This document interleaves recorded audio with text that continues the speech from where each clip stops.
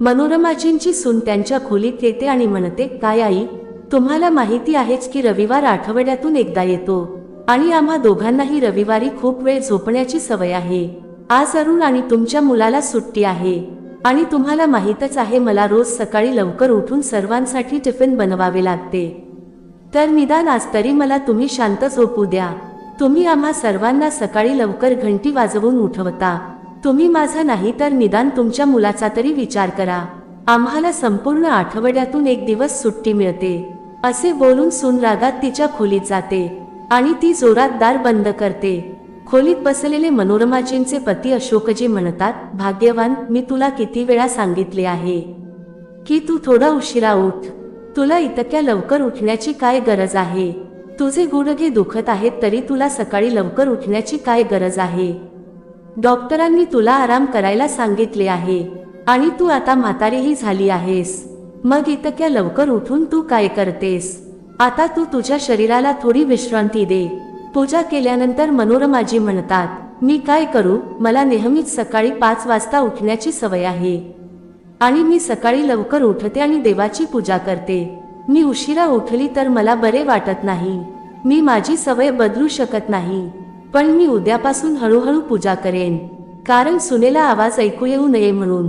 पण मी कितीही हळू म्हटली तरीही सून अगदी थोड्याशा गोष्टीनेही उठते. मग अशोकजी म्हणतात, ठीक आहे, तू तुझी सून काय म्हणते याची जास्त काळजी करू नकोस आणि हे सगळं सोड. मला हे सांग, आज रविवार आहे आणि तू माझ्यासाठी नाश्त्याला काय बनवत आहेस?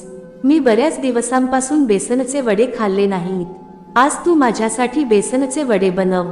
गेल्या 1 महिन्यापासून मी सुनेला बेसनचे वडे बनवायला सांगत आहे. कालही मी तिला बेसनचे वडे बनवायला सांगितले होते, पण सुनेने ते बनवण्यासाठी नकार दिला. ती मला म्हणाली, बाबा, मला सकाळी खूप कामे असतात. आता मला माझ्या मुलाचा टिफिन बनवायचा आहे आणि नंतर माझ्या पतीसाठी मला नाश्ता बनवायचा आहे. जर मी तुमच्यासाठी बेसनचे वडे बनवले तर मी इतक्या गोष्टी बनवू शकत नाही. आता जे मी बनवले आहे ते तुम्ही गप्प खा, नाही तर उपाशी राहा. पतीचे म्हणणे ऐकल्यानंतर मनोरमाजी मनात विचार करू लागतात, मीही माझ्या सुनेला बऱ्याच दिवसांपासून सांगत आहे की मला पालक करी खायची आहे, पण सून मला बनवू देत नाही. जेव्हा जेव्हा मी तिला बनवायला सांगते तेव्हा ती म्हणते, तुमच्या मुलाला पनीर आवडत नाही आणि अरुणही पनीर खात नाही, म्हणून घरी पनीर करी बनवली जाणार नाही. जर पनीर करी बनवली तर माझा बाळ भुकेलेच राहील. पण खरी गोष्ट होती की सुनेलाच पनीर करी आवडत नव्हती आणि दुसरे कारण म्हणजे तिला दुसरी भाजी बनवावी लागणार होती, म्हणूनच तिने घरात कधीही पनीर करी बनवू दिली नाही. तिने स्वतःही बनवली नाही. मग अशोकजी म्हणतात, तू काय विचार करत आहेस? मी आता आंघोळ करून परत येतो, तोपर्यंत तू बेसनचे वडे तयार कर. खरं तर दर रविवारी मनोरमाजी स्वतःसाठी आणि त्यांच्या पतीसाठी नाश्ता बनवतात, कारण सून सकाळी 10 वाजता झोपेतून उठते. 6 वाजता पूजा पूर्ण केल्यानंतर मनोरमाजी स्वयंपाकघरात गेल्या. त्यांनी त्यांच्यासाठी आणि त्यांच्या नवऱ्यासाठी 2 कप चहा बनवला आणि बेसनचे वडे बनवण्यासाठी मनोरमाजींनी बेसनचे पीठ शोधण्यासाठी स्वयंपाकघरातील सर्व काही तपासले, पण त्यांना बेसन सापडले नाही. सुरुवातीला त्यांना त्यांच्या सुनेला विचारावंसं वाटलं की बेसन कुठे ठेवलं, पण त्यांची पावले स्वयंपाकघरातच थांबली, कारण जर त्या त्यांच्या सुनेला विचारायला गेल्या असत्या तर ती पुन्हा रागावली असती. त्यांनी स्वयंपाकघरात जे काही ठेवले आहे तेच खाणे चांगले मानले. मनोरमाजी स्वयंपाकघरातील डब्बे उघडतात आणि पाहू लागतात, जेणेकरून त्यांना काहीतरी खायला मिळेल. मग त्यांना एका डब्यामध्ये ठेवलेले बिस्किटांचे पॅकेट सापडले. ते त्यांनी चहा सोबत खाल्ले. 10 वाजेपर्यंत अशोकजींची सून सुमन स्वयंपाकघरात आली. मग ती ओरडत म्हणाली, आई, मी अरुणसाठी बिस्किटांचे पॅकेट ठेवले होते, ते कुठे आहे? मला ते दिसत नाहीये. आई, तुम्ही स्वयंपाकघरात या आणि ते बिस्किटचे पॅकेट शोधून द्या. मनोरमाजी घाईघाईने स्वयंपाकघरात येतात आणि बोलतात, काय झालं सुनबाई, तू एवढी का रागावली आहेस? तेव्हा त्यांची सून म्हणाली, आई, मी अरुणसाठी बिस्किटचे पॅकेट ठेवले होते, मला ते सापडत नाहीये. तेव्हा मनोरमाजी म्हणतात, बेटा, मी आणि तुझ्या सासऱ्यानी ते बिस्किट चहा सोबत खाल्ले. मग त्यांची सून रागाने बोलते, तुम्ही दोघांनी ते बिस्किट का खाल्ले? खाण्या अगोदर तुम्ही मला एकदाही विचारले नाही. सुनबाई, तू झोपली होतीस म्हणून तुला उठवणे मला योग्य वाटले नाही. आणि मला स्वयंपाकघरात चहासोबत खाण्यासाठी काहीही दिसले नाही. नमकीनही संपला होता. तुझ्या सासऱ्यांना बेसनाचे वडे खायचे होते. ते बनवण्यासाठी मी संपूर्ण स्वयंपाकघरात बेसन शोधले पण सापडले नाही. जेव्हा मला काहीही मिळाले नाही तेव्हा आम्ही दोघांनी बिस्किटसह चहा प्यायलो. तुला माहित आहे आम्ही सकाळी नुसता चहा पित नाही आणि नुसता चहा पिल्यावर तुझ्या सासऱ्यांच्या पोटात गॅस होते. पण तू काळजी करू नकोस. रोहित अजून झोपेतून जागा झालेला नाही. मी तुझ्या सासऱ्यांना सांगून त्याच्यासाठी बिस्किटांचे 2 पाकिटे आणते. ठीक आहे आई, लवकर त्यांना पाठवा. तुम्ही लोकांनी सकाळपासून माझा संपूर्ण मूड खराब केला आहे. शिवाय तुम्ही स्वयंपाकघरातील एकही वस्तूही सोडत नाहीत. सुनबाई, तू असं का बोलत आहेस? जणू मी दुसरी कोण स्वयंपाकघरात आली आहे. जर मी माझ्या स्वयंपाकघरातून काही घेतले आणि खाल्ले तर त्यात माझी काय चूक आहे? आणि आता मला तुझ्याकडून बिस्किटचे पॅकेटही मागून खावे लागेल का? आज मोठ्या कष्टाने मनोरमाजींनी धाडस केले आणि त्यांच्या सुनेला सांगितले. कारण जेव्हा जेव्हा त्या त्यांच्या सुनेला पाहायच्या तेव्हा ती त्यांना स्वयंपाकघरात जाण्यापासून रोखायची. अशोकजींनी जवळच्या दुकानातून बिस्किटांचे 2 पॅकेट आणले आणि ते दिले. तेव्हा त्यांची सून त्यांना म्हणाली, आई, सर्वांनी चहा आणि नाश्ता केला आहे. आता तुम्ही एक काम करा. मी फ्रीजमधून भाज्या काढल्या आहेत. ते लवकर कापून टाका. मला आज खूप जेवण बनवायचं आहे. माझ्या माहेरचे लोक येत आहेत. मी बऱ्याच दिवसांपासून त्या सर्वांना भेटली नव्हती. मला त्यांच्याकडे जाण्यासाठी वेळ मिळाला नाही. म्हणूनच मी माझ्या भावांना, बहिणींना आणि बहिणींना माझ्या घरी बोलावले आहे. म्हणून मला इतक्या लोकांसाठी जेवण बनवावे लागेल आणि म्हणून तुम्हाला मला मदत करावी लागेल. मी एकटी इतक्या लोकांसाठी जेवण बनवू शकणार नाही. मी आंघोळ करण्यासाठी जात आहे. तोपर्यंत तुम्ही सर्व भाज्या कापून घ्या. पीठ बाजूला ठेवला आहे, मलून ठेवा. आणि हो, कृपया घरही स्वच्छ करा. तेव्हा मनोरमाजी म्हणाल्या, सुनबाई, मी इतक्या गोष्टी करू शकणार नाही. तुला माहिती आहे, मी जास्त वेळ उभी राहिली तर माझे पाय दुखायला लागतात. तू आंघोळ करण्याअगोदर निदान तू आधी घर स्वच्छ कर. मी आंघोळ केली आहे. आंघोळ केल्यानंतर मी स्वच्छता करू शकत नाही. मी जर घर स्वच्छ करायला घेतले तर माझे संपूर्ण कपडे ओले होतात. मग मला पुन्हा आंघोळ करावी लागेल. मी तुला स्वयंपाकघरात मदत करेन, पण तू स्वतः साफसफाईचे काम कर. जेव्हा त्यांनी साफसफाईचे काम त्यांच्या सुनेला सांगितले तेव्हा त्यांच्या सुनेने प्रत्येक गोष्टीत तिच्या सासूचा अपमान केला. जेव्हा जेव्हा तिला संधी मिळते तेव्हा ती तिच्या सासूचा अपमान करण्यास मागे पुढे पाहत नाही. त्यांनी घरातील सर्व कामे उरकली, पण तिने कधीही तिच्या सासूबाईंचे कौतुकाचे 2 शब्दही उच्चारले नाहीत. ती नेहमीच तिच्या सासूला काहीतरी बोलण्याची संधी शोधत असे आणि त्यांच्यात कमतरता दाखवू द्यायची. ती स्वतःला खूप बुद्धिमान समजत होती आणि तिचा तिच्या सासूशी नेहमीच मूर्खपणाचा दृष्टिकोन असायचा. ती मनोरमाजींचे प्रेम कधीच समजू शकली नाही. पण इकडे मनोरमाजींनी तिला आपले मानले होते. त्या तिला सगळ्या कामात मदत करतात. मनोरमाजी त्यांच्या सुनेच्या आगमनाने खूप आनंदी आहेत. इतक्या वर्षांनी मनोरमाजींच्या घरी सून आली आहे. पियुष हा त्यांचा एकुलता एक मुलगा होता. मनोरमाजींना मुलगी नव्हती. मुलगी नसल्याबद्दल त्यांना आयुष्यभर दुःख झाले. म्हणूनच त्यांना वाटले की त्यांच्या मुलाचे लग्न होईल. जेव्हा त्यांच्या घरी सून येईल तेव्हा त्या तिला मुलीसारखे ठेवतील. त्या तिला कधीही तक्रारीची संधी देणार नाहीत. म्हणूनच त्यांनी त्यांच्या सुनेला त्यांची मुलगी मानून तिची प्रत्येक चूक माफ केली. त्यांना वाटत होते, जर माझी मुलगी या ठिकाणी असती तर मी तिच्याशी असेच वागली असती का? म्हणूनच त्यांनी कधीही त्यांच्या सुनेशी गैरवर्तन करून तिला दुखावणार नव्हत्या. पण सुनेनं त्यांना कधीही स्वतःच मानले नाही. ती तिच्या सासूमध्ये फक्त दोष शोधत राहिली आणि मग सुनेने सांगितल्याप्रमाणे त्यांनी केले. त्यांच्या सुनेच्या सूचनेनुसार मनोरमाजींनी स्वयंपाकघरातील सर्व भाज्या पटकन कापायला सुरुवात केल्या. संपूर्ण किचन स्वच्छ करून ठेवला, कारण सून आल्यावर ती भाज्या शिजवेल. ती आंघोळ करून येईपर्यंत त्यांचा नातूही उठला होता. मनोरमाजींनी त्यांच्या नातवाला आंघोळ घातली आणि त्याला नाश्ता दिला. त्याला तयार केल्यानंतर त्यांनी त्याला त्याच्या आजोबांसोबत फिरायला पाठवले. त्यांनी त्यांच्या पतीला सांगितले की आज तुम्ही अरुणला बाहेर फिरायला घेऊन जा, कारण घरी पाहुणे येणार आहेत. सुनेच्या माहेरचे लोक येणार आहेत. अरुण मला खूप त्रास देईल, म्हणूनच मी त्याला नाश्ता दिला आहे. म्हणून तुम्ही त्याला फिरायला घेऊन जा. तोपर्यंत आम्ही दोघेही घरातील सगळी कामे पूर्ण करू. अशोकजी आनंदाने त्यांच्या नातवासह निघाले. मनोरमाजी आणि अशोकजी त्यांच्या मुलाच्या घरी राहत होते. अशोकजींचा मसाल्यांचा मोठा व्यवसाय होता. व्यवसाय सांभाळण्यासाठी मुलगा त्याच्या वडिलांना मदत करू लागला, कारण तो खूप मोठा व्यवसाय होता. जर तो त्याच्या वडिलांचा व्यवसाय सोडून दुसरीकडे कुठेतरी कामाला गेला तर काही काळानंतर त्याच्या वडिलांचा व्यवसाय ठप्प होईल. व्यवसायाची काळजी कोण घेईल, म्हणून तो त्याच्या वडिलांचा व्यवसाय सांभाळतो. त्याचे उत्पन्नही फारसे नव्हते. कधी कधी अशोकजीही दुकानात यायचे, पण गेल्या 2 वर्षांपासून संपूर्ण व्यवसाय मुलगाच सांभाळत आहे. मग दुपारपर्यंत सुनेचे भाऊ बहीण वाहिनी येतात. सुमनच्या भावांनी आणि बहिणींनी खूप भेटवस्तू आणि मिठाई आणल्या होत्या, ज्यामध्ये सुमनच्या आईने देशी तुपाने बनवलेले लाडू पाठवले होते. सुमन लाडूचा डबा उचलते आणि तिच्या खोलीत ठेवते. सर्वांना जेवू घातल्यानंतर सुमन तिच्या भावाला आणि बहिणीला तिच्या खोलीत घेऊन जाते. इथे मनोरमाजी स्वयंपाकघरात व्यस्त होत्या, त्यामुळे त्यांची कंबर आणि पाय दुखू लागतात. म्हणून त्या त्यांच्या खोलीत आल्या आणि आराम करू लागल्या. मग संध्याकाळी सुमन तिच्या सासूच्या खोलीत येते आणि म्हणते, आई, चहाची वेळ झाली आहे. तुम्ही अजून चहा बनवलेला नाहीये. तुम्ही चहा बनवा. तुम्ही बनवलेला आल्याचा चहा खूप छान लागतो. आणि तुम्हाला माहिती आहे, माझ्या माहेरचे सगळे आले आहेत. मग मला कुठे काम करायला आवडेल. मला वाटत आहे की मी फक्त त्यांच्या सर्वांशी बोलत राहावे. सुनेचे बोलणे ऐकल्यानंतर मनोरमाजी त्यांच्या गुडघ्यांना हात लावत उठून बसल्या. त्या बोलल्या, ठीक आहे सुनबाई, मी आता सर्वांसाठी चहा बनवते.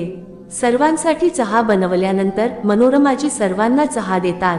त्यांच्या आईवडिलांच्या घरून आणलेले शुद्ध तुपाचे लाडू सुनेने खोलीत ठेवले होते. मनोरमाजी डब्यातून 2 लाडू काढतात. काही वेळाने सुमनने पाहिले की डबा उघडा होता आणि त्यात 2 लाडूही नाहीत. मग सुमन तिच्या सासूला हाक मारत म्हणते, आई, कृपया इकडे या, मला तुम्हाला काही विचारायचे आहे. मनोरमाजी हातात लाडू घेऊन खोलीत पोहोचल्या. सासूच्या हातात लाडू पाहून सुमन तिच्या सासूच्या हातातून लाडू हिसकावून घेते आणि परत डब्यात ठेवते. आणि ती म्हणते, आई, माझ्या आईने माझ्यासाठी लाडू पाठवले आहेत. तुम्ही हे लाडू का घेतले? मी माझ्या आईला सांगितले होते की माझ्या कंबरेत दुखत आहे, म्हणूनच माझ्या आईने बदामचे लाडू बनवले आणि मला दिले आहेत. तुम्ही कधी तुमच्या आयुष्यात बदामचे लाडू खाल्ले तरी आहेत का? मनोरमाजींना त्यांच्या सुनेचे असे वागणे पाहून आश्चर्य वाटले. तिचा भाऊ, वहिनी आणि बहिणीही खोलीत बसले होते. ते लोक मनोरमाजींकडे चोर नजरेने पाहत होते. मनोरमाजींना खूप अस्वस्थ वाटत होते. सुनेने मनोरमाजींच्या हातातून लाडू हिसकावून घेतले. तेव्हा मनोरमाजींचा खूप मोठा अपमान झाला. त्या त्यांच्या सुनेकडे एकटक पाहत राहिल्या. त्यांच्या डोळ्यात अश्रू आले. 2 लाडूंसाठी सुनेने त्यांची सर्वांसमोर लायकी काढली होती. आज त्यांनी त्यांच्या सुनेसाठी काय काय केले होते, तरी त्यांची सून त्यांच्याशी अशी वागते. आज सकाळपासूनच त्या स्वयंपाकघरात त्यांच्या सुनेच्या माहेरच्या लोकांसाठी जेवण तयार करण्यात व्यस्त होत्या. काम करताना त्यांची पाठ दुखू लागली होती. त्यांच्या सुनेला हे दिसत नव्हते. त्यांनी फक्त 2 लाडू घेतले तर तिने त्यांच्या हातातून ते हिसकावून घेतले. सुनेनं तिचे लाडू परत डब्यात ठेवले आणि डबा उचलून बाजूला ठेवला. पण स्वयंपाकघरात उभ्या असलेल्या मनोरमाजींच्या डोळ्यातील अश्रू कमी होत नव्हते. त्यांना आता हे सहन होत नव्हते. किती अनादराने त्यांच्या हातातून लाडू हिसकावून घेतले होते. त्या त्यांच्या खोलीत गेल्या आणि शांतपणे बसल्या.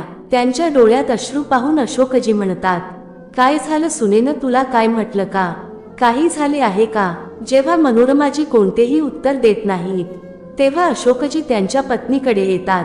डोळ्यात अश्रू पाहून ते विचारतात, अरे काय झालं, तुझ्या डोळ्यात अश्रू का आहेत आणि तू का नाराज दिसत आहेस? मनोरमाजींना त्यांच्या पतीने वारंवार विचारपूस केल्यामुळे सुनेबद्दलच्या गोष्टी लपवता आल्या नाहीत आणि त्या रडत रडत म्हणाल्या, आता या घरात माझा काही अधिकार नाही का? स्वयंपाकघरावर माझा कोणताही अधिकार नाही. जेव्हा जेव्हा मी पाहते तेव्हा सून अगदी छोट्या छोट्या गोष्टींसाठी माझा अपमान करते. सकाळी मी बिस्किट घेतले तेव्हा ती मला खूप काही बोलून गेली आणि आता मी तिच्या आईवडिलांच्या घरून आलेले 2 लाडू उचलताच तिने माझ्या हातातून ते हिसकावून घेतले. तिच्या आईवडिलांच्या घरून आलेले काहीही मी हातात घेऊन खाऊ शकत नाही का? माझ्या सुनेनं सर्वांसमोर माझ्या हातातून लाडू हिसकावून घेतलं. असे बोलून मनोरमाजींना अश्रू अनावर झाले. त्यांच्या नवऱ्यालाही त्यांच्या सुनेचे वागणे अजिबात आवडले नाही, कारण ते घर जे मनोरमाजींनी खूप प्रेमाने बांधले होते आणि त्या इतक्या दिवस स्वयंपाकघरात काम करत होत्या, पण आज त्यांना त्यांच्याच स्वयंपाकघरात त्यांच्या सुनेला विचारून करावे लागत होते। ही त्यांच्यासाठी चांगली गोष्ट नव्हती। सून ही स्वयंपाकघराची काळजी घेते हे मान्य होते, पण याचा अर्थ असा नाही की ती तिच्या सासूला स्वयंपाकघरातून हाकलून देईल किंवा त्यांना काहीही खाऊ देणार नाही। आम्ही आमच्या सुनेला कधीही काहीही बोलत नाही, पण सून छोट्या छोट्या गोष्टीतही खूप हस्तक्षेप करते। मलाही बऱ्याच काळापासून हे जाणवत आहे। तू काळजी करू नकोस, मी आजच माझ्या मुलाशी आणि सुनेशी बोलेन। सध्या तिचे माहेरचे लोक घरात आहेत, आता बोलणे योग्य होणार नाही। जेव्हा ते सर्व लोक निघून जातील, मी मुलाशी आणि सुनेशी बोलेन। आतापासून तुला छोट्या छोट्या गोष्टींसाठी कोणीही अडवणार नाही। मग वातावरण हलके करण्यासाठी अशोकजी म्हणतात, मी तुला आनंदी ठेवण्यासाठी 7 वचने दिली आहेत, तर मग तुझ्या म्हातारपणाच्या या टप्प्यावर मी तुला दुःखी कसे पाहू शकतो? शेवटी तू माझी बायको आहेस। मी इतके पैसे कमवतो, मला एवढी पेन्शन मिळते, तर माझी बायको छोट्या छोट्या गोष्टींवरून नाराज का होईल? मी अन्नपदार्थांच्या बाबतीत असे होऊ देणार नाही। जर सुनेला ही गोष्ट समजली नाही तर तिला समजावून सांगावे लागेल। घरात मी असे भेदभाव होऊ देणार नाही। काहीही झालं तरी मी स्वयंपाकघरात असे होऊ देणार नाही। ज्याला जेवायचे आहे तो शक्य तितके खाऊ शकतो। तू कधीही तुझ्या वस्तूंवर कोणताही हक्क दाखवण्याचा प्रयत्न करत नाहीस। अरे, या घरात फक्त जेवण्याचे सामान आहे। सुनेला इतका राग दाखवण्याची काहीच गरज नव्हती। पतीने समजावून सांगितल्यानंतर मनोरमाजी शांत होतात, तेव्हा त्यांची सून सुमन तिच्या सासूच्या खोलीत आली आणि म्हणाली, आई, आज माझा भाऊ आणि वहिनी इथेच राहणार आहेत। खरं तर ते खूप दिवसांनी आले आहेत, म्हणून आमचे बोलणे पूर्ण होत नाही, म्हणून आपल्याला त्यांचे रात्रीचे जेवण तयार करावे लागेल। तुम्ही लवकर किचनमध्ये या आणि स्वयंपाकघरात जेवण बनवायला सुरुवात करा। मी आणि वहिनी नंतर येऊन तुम्हाला मदत करू। तुम्ही आधी भाज्या कापायला सुरुवात करा। मनोरमाजींचा नवरा त्यांच्या सुनेला बोलतात, सुनबाई, जेव्हा तू तुझ्या सासूला तुझ्या आईवडिलांच्या घरून आलेले 2 लाडू खाऊ देऊ शकत नाही, मग ती तुझ्या आईवडिलांसाठी जेवण का बनवेल? ते तुझ्या माहेरचे लोक आहेत, तू त्यांच्यासाठी जेवण बनव, तूच त्यांची सेवा कर। आता माझी बायको तुझ्या माहेरच्या लोकांचे कोणतेही काम करणार नाही। तू तुझ्या सासूच्या हातून 2 लाडू हिसकावून घेतले, तेव्हा तुला लाज वाटली नाही का? जेव्हा तुझ्या आईवडिलांच्या घरून येणारे लाडू तुझे असतात, तर तुझ्या माहेरून येणाऱ्या तुझ्या भावाचे आणि बहिणीचे काम देखील तुझेच आहे, तर तू ती कामे स्वतः कर। तूच जेवणही बनव। मनोरमा जेवण बनवणार नाही। आतापासून ती कोणत्याही कामात तुला अजिबात मदत करणार नाही। सासऱ्यांकडून हे सर्व ऐकून दारात उभी असलेली सुमन स्तब्ध झाली। तिला सासरे हे काही बोलतील याची कल्पनाही नव्हती, पण आज सासूने सासऱ्यांकडे तक्रार केली आणि आज मनोरमाजी देखील त्यांच्या सुनेला पाहून गप्प बसल्या नाहीत।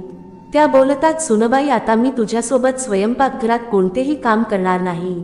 तू तुझ्या भावासाठी, वहिनींसाठी आणि बहिणींसाठी स्वतः जेवण बनव आणि सकाळपासून काम केल्यामुळे माझी पाठ दुखत आहे। पाठदुखीबद्दल ऐकताच अशोकजी म्हणतात, मनोरमा, जेव्हा जेव्हा तुझी कंबर दुखते तेव्हा तू नेहमीच स्वतःसाठी लाडू बनवतेस। तू एक काम कर, मी आता बाजारात जाऊन 8 किलो तूप विकत घेतो आणि मी 5 किलो ड्रायफ्रूट्स आणतो। उद्याच तू स्वतःसाठी लाडू बनव, मग तुला नाश्ताही बनवावा लागणार नाही।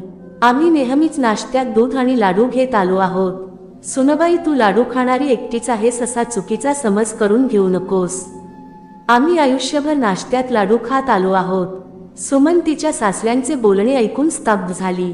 ती बडबड करत स्वयंपाकघरात गेली। मनोरमाजींनी जेवण बनवण्यास नकार दिला, म्हणून आज तिला एकट्याने जेवण बनवायला 2 तास लागले।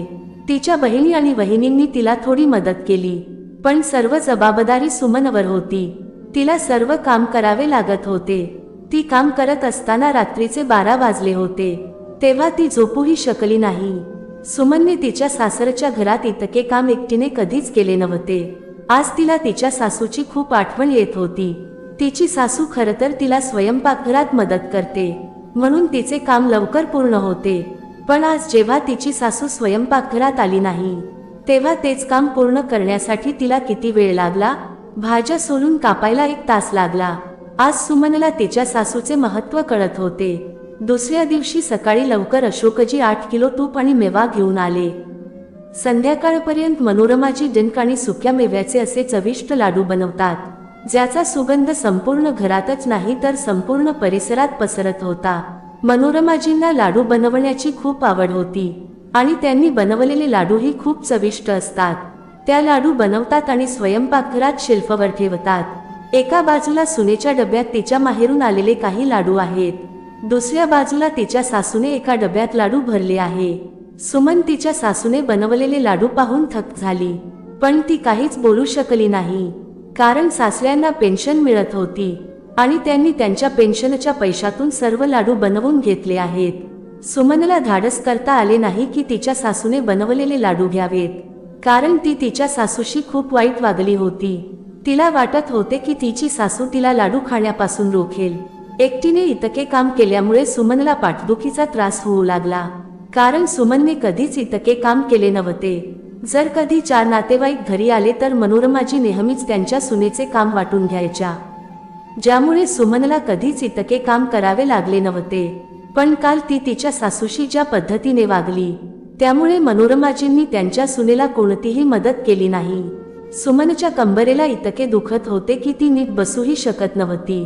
मग मोठ्या कष्टाने ती आंघोळ करायला बाहेर पडली, पण तेव्हा ती अचानक बाथरूममध्ये पडली, त्यामुळे तिच्या कंबरेतील वेदना अधिक तीव्र होऊ लागल्या. मनोरमाजी त्यांच्या मुलाला बोलावतात आणि त्या त्यांच्या सुनेला हॉस्पिटलमध्ये घेऊन जातात. हॉस्पिटलमध्ये डॉक्टर सुमनला नीट तपासतात आणि म्हणतात, हाडाची दुखापत झाली आहे, आराम करण्याची गरज आहे, मी काही औषधे लिहून देईन, हे आठवडाभर खा. मग थोड्या वेळाने मनोरमाजी त्यांच्या सुनेला घरी घेऊन येतात. मनोरमाजी त्यांच्या सुनेच्या आजारपणामुळे काळजीत पडल्या होत्या. मग त्या त्यांच्या सुनेच्या खोलीत गेल्या आणि त्या म्हणाल्या, बेटा तू स्वतःची काळजी घे, तू कामाची काळजी करू नकोस, मी सगळं काम करेन. त्यांच्या हातात एक प्लेट होते. त्यांनी स्वतःच्या हाताने बनवलेले देशी तुपाचे लाडू सुनेला दिले.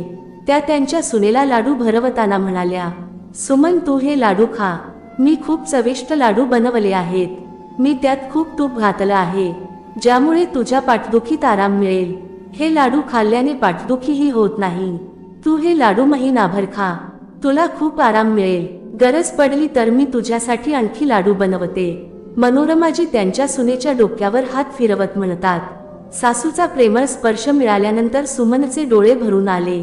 ती तिच्या सासूचा हात धरून रडू लागते. ती म्हणते, आई मी तुम्हाला खूप वाईट बोलली, पण मी जे काही बोलली त्याबद्दल तुम्हाला वाईट वाटले नाही. जेव्हा जेव्हा मला तुमची गरज होती तेव्हा तुम्ही सगळी कामं करत होतात. मी माझे लाडू तुमच्या हातातून हिसकावून घेतले होते, पण तुम्ही लाडूची टाकी माझ्यासाठी ठेवलीत. आई तुम्ही मला माफ करा. सासूचे निस्वार्थ प्रेम पाहून तिला स्वतःच्या चुका लक्षात येतात. आई मला माझ्या विचारसरणीची लाज वाटते. मी किती लहान मनाची आहे आणि तुमचे मन किती मोठे आहे. आई मला तुमच्याकडून खूप काही शिकायचे आहे. मी छोट्या छोट्या गोष्टींवरून, अगदी बिस्किटांच्या पॅकेटवरूनही तुमच्यावर राग काढला, पण तुम्ही सर्व काम खूप हुशारीने केले आहे. शक्य असेल तर मला माफ करा. मी पुन्हा कधीही तुमच्याशी असे वागणार नाही. हे घर माझ्यापेक्षा जास्त तुमचं आहे. या घरात तुमचा सर्वात मोठा हक्क आहे. आता मी तुम्हाला कधीच काही बोलणार नाही. मला माफ करा. तेव्हा तिची सासू तिला बोलते, बेटा तुला तुझ्या चुका कळल्या आहेत. ही खूप मोठी गोष्ट आहे. मी तुला कधीच अनोळखी मानले नाही, पण मला तुझे समजायला तुला खूप वेळ लागला. पण काही हरकत नाही. तुला हे प्रकरण समजले हे माझ्यासाठी पुरेसे आहे. मनोरमाजी त्यांच्या सुनेला माफ करतात. सासू आणि सून दोघांचीही ही भेट पाहून अशोकजीही आनंदी होतात.